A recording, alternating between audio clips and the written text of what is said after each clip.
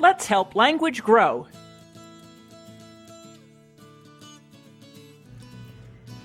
Hi there, my name is Sarah Waldman. I'm an assistive technology consultant with PRC-Saltillo, and I support Saltillo products here in South Florida.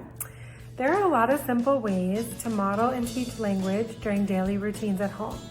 Today I wanted to show you a few ideas to work on the word help.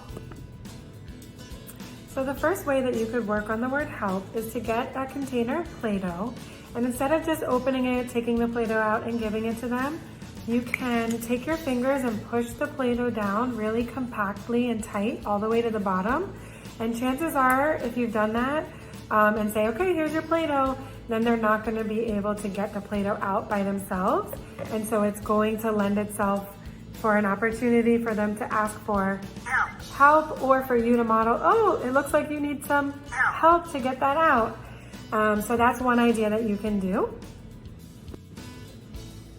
Another idea is to get a preferred or highly motivating toy, maybe Bubbles or something they really love, and put it in a plastic clear container that has a lid, or a Ziploc bag that's clear and is zip tight shut.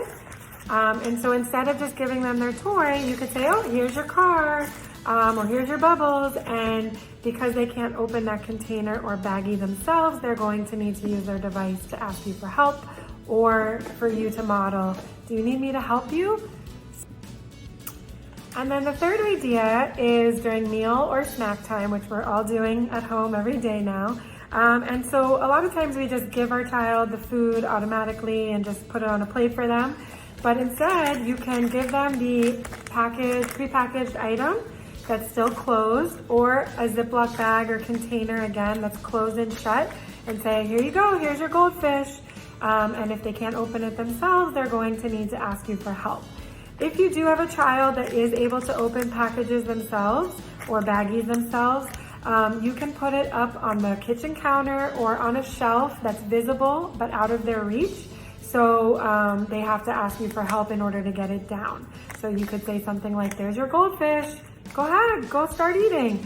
And they'll need to ask you for help in order to get it so they can begin eating. So hopefully you'll find some time this week to work on the word help and use those 3 ideas. Thanks, bye.